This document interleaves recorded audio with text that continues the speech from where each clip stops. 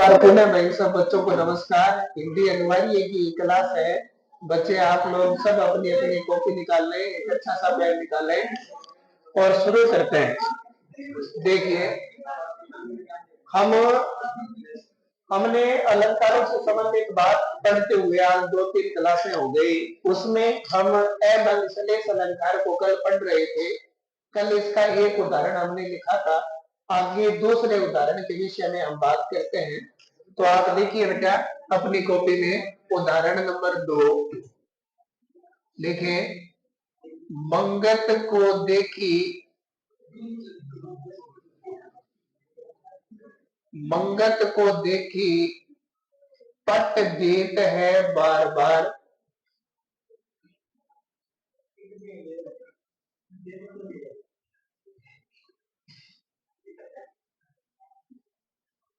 मंगत को देखी पट देत है बार बार। अब यहाँ जो ये पद है, इसको अगर हम देखेंगे तो इसमें एक शब्द सलेश अलंकार की क्या परिभाषा होती है? सलेश अलंकार की ये परिभाषा होती है कि वह अलग अलग प्रसंग या संदर्भ के अनुसार कोई शब्द अपना अलग अलग अर्थ प्रस्तुत करता है। तो यहाँ एक शब्द है बेटा पट। अब पट के दो अर्थ हैं। एक अर्थ तो होता है बेटा दरवाजा,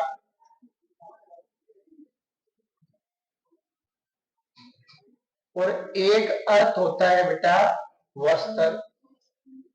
कि जब मंगत मांगने वाला कोई व्यक्ति होता है, वो जब आता है तो कई महिलाओं का स्वभाव ऐसे होता है कि वह अपना दरवाजा है वो बंद कर लेती है, और कई महिलाओं का स्वभाव ऐसा होता है कि वो मांगने वाला होता है उसको वस्त्र दान में देती है। तो यहाँ पट शब्द तो एक ही था, लेकिन उसने अलग अलग प्रसंग या संदर्भ के अनुसार अलग अलग अर्थ हमें दिया। बताओ ये टुकड़े करने पर अर्थ प्राप्त हुआ कि बिना टुकड़े के? बिना टुकड़े के प्राप्त हो रहा है, इसलिए यहाँ अंग सलेश अलंकार माना जाएगा। फिर हम बात करते हैं बेटा आगे तीसरे उदाहरण की। बलिहारी नृपकूप की,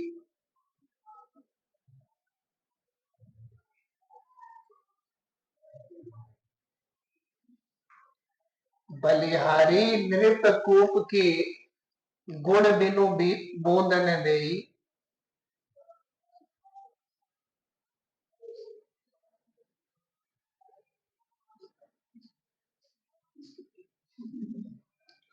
बलिहारी नृपकूप की गुण बिनु बूंदन देई। यहाँ एक सारणी बनेगी बेटा। एक तरफ आपने लिखना है कर्म संख्या, फिर आपने लिखना है बेटा शब्द, शब्द, फिर आपको लिखना है नृप यानी राजा के संदर्भ में इसका क्या अर्थ है। राजा के संदर्भ में अर्थ। बात नहीं करें बेटा, सीख लें।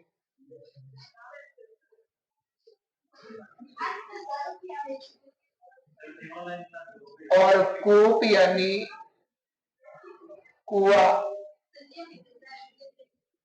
के संदर्भ में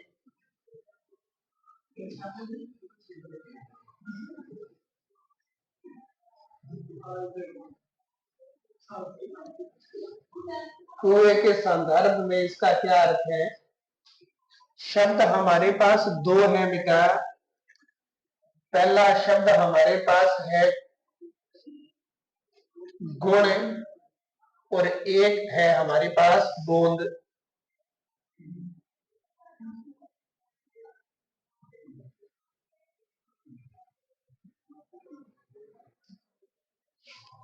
एक शब्द तो हमारे पास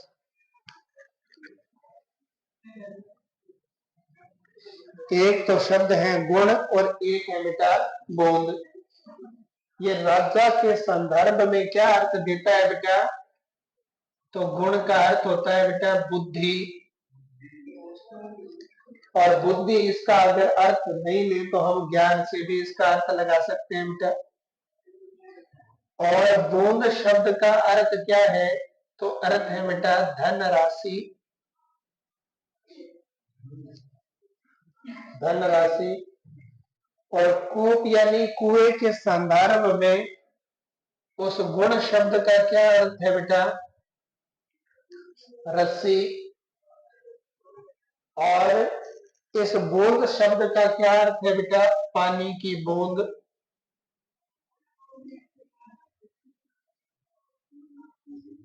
यानी जल राशि।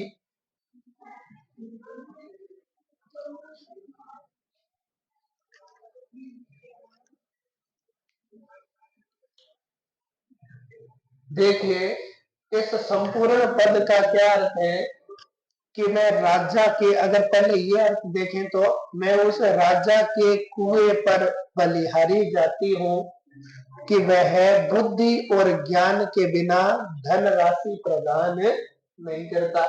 अब राजा के जो आश्रय प्राप्त कर लेता है उसमें अगर बुद्धि और ज्ञान नहीं है तो वो धन राशि को अर्जित नहीं कर सकता। और कुएं के संदर्भ में इसका अर्थ है कि मैं इस राजा के कुएं के ऊपर बलियारी जाती हूँ कि वहां पर अगर रस्सी नहीं है तो वह रस्सी के बिना पानी की एक भी बूंद नहीं देता है। पानी निकालने के लिए क्या चाहिए? रस्सी। अब रस्सी नहीं होगी तो जल राशि भी नहीं मिलेगी। हमारे पास दो शब्द थे बेटा, ये इन्होंने राजा के और कुएं के संदर्भ में अलग अलग अर्थ हमारे सामने प्रकट किया, इसलिए यहाँ सलेस अलंकार हुआ। बताइए टुकड़े करने पर दोहराव दिखाई दिया कि बिना टुकड़े के दोहराव दिखाई दे रहा है, इसलिए यहाँ अभंग सलेस अलंकार माना जाएगा।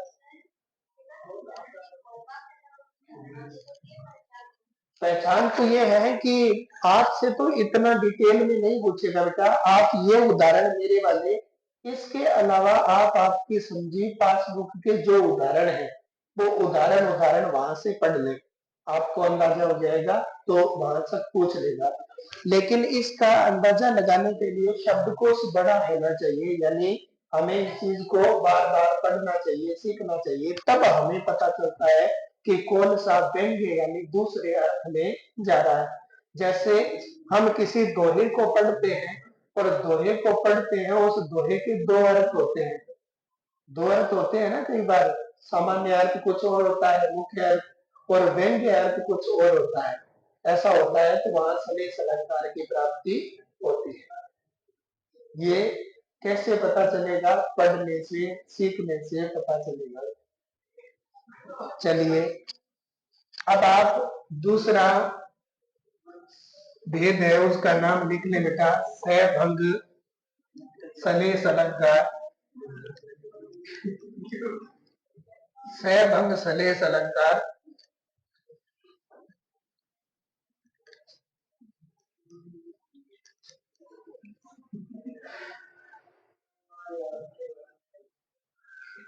देखिए सलेस अलंकार यानी सैभंग सलेस अलंकार की आप परिभाषा लिखेंगे बेटा। लिखें, जब किसी वाक्य या पद में, जब किसी वाक्य या पद में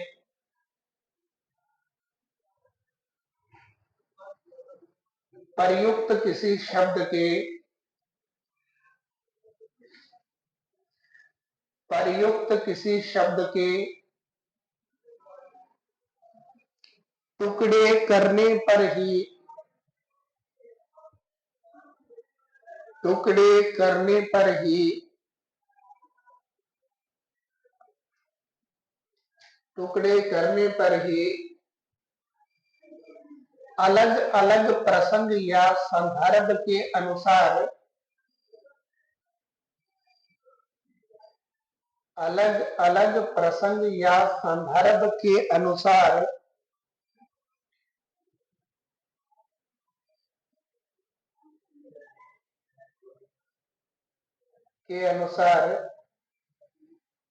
अलग अलग अर्थ प्राप्त होता है,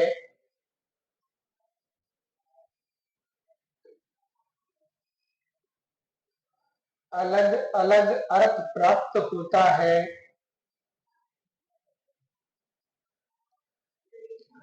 तो वहां सैभंग सलेस अलंकार माना जाता है। तो वहां सैभंग सलेस अलंकार माना जाता है।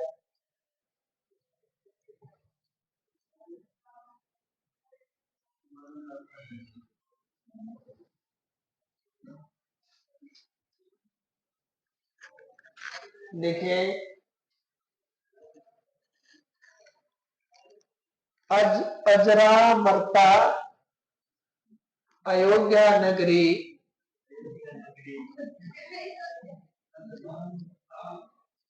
अयोध्या नगरी किसे प्रिय नहीं लगती।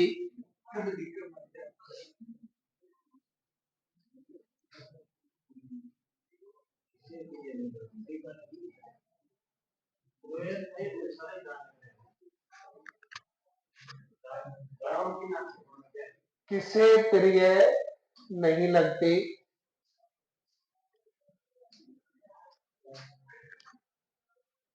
किसे प्रिय नहीं लगती। अब यहां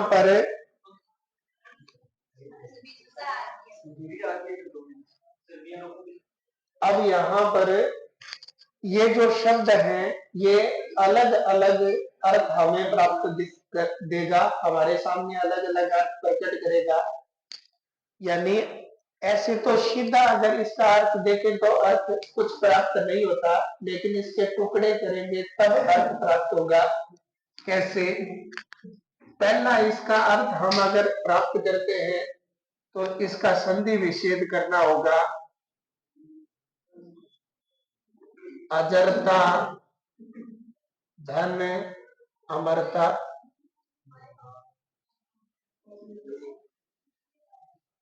देखिए, अब इसका अर्थ ये हो जाएगा अजरता, यानी अजर वो होता है जो कभी बूढ़ा नहीं होता, वो अजर होता है ना। जैसे मनीषा, हाँ, जैसे माता सीता, भगवान श्री राम, श्री कृष्ण, है ना। या वो कभी बूढ़े नहीं होते, इसलिए वो अजर है। यानी जो कभी बूढ़ा नहीं होता वो अजर होता है। और अमर का मतलब है जिसकी कभी मृत्यु नहीं होती। तो कहते हैं अजरता अमरता प्रदान करने वाली ये अयोध्या नगरी किसे प्रिय नहीं लगती, सबको ये अच्छी लगती है। और अगर इसका दूसरा अगर हम अर्थ ग्रहण करना चाहें तो अर्थ ग्रहण ये कर सकते हैं अज राम धन रता। अब इसका क्या अर्थ हो जाएगा? राजा अज और भगवान श्री राम से रत ये अयोध्या नगरी किसे प्रिय नहीं लगती। तो ये बताओ, इस शब्द के टुकड़े करने पर हमें अलग अलग प्रसंग या संदर्भ के अनुसार अर्थ प्राप्त हुआ कि बिना टुकड़े के? टुकड़े करने पर, इसलिए ये सहभंग सलेस अलंकार में आएगा। आगे के विषय में हम बात कर रहे हैं, ये दोनों शब्द हैं, इनको हम एक शब्द के हमने टुकड़े करके देखे और दोनों के अलग अलग अर्थ प्राप्त हुए। तो पहला अर्थ है वो क्या है, आप अपनी कॉपी में लिखना शुरू करें। लिखिए, अजरता अमरता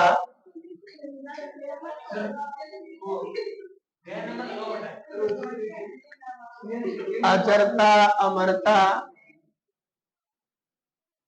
प्रदान करने वाली, हाँ, प्रदान करने वाली अयोध्या नगरी, अयोध्या नगरी किसे प्रिय नहीं लगती। अरे शांत हो, आपने तो मजाक बना लिया बस।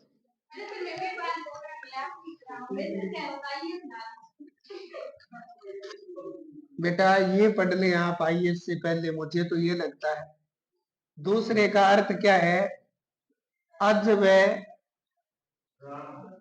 राम जैसे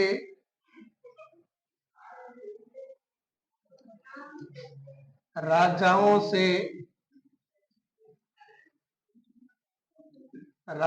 से रत यानी लीन अयोध्या नगरी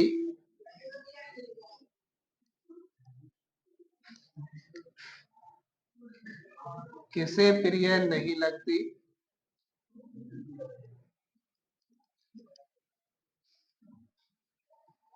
किसे प्रिय नहीं लगती।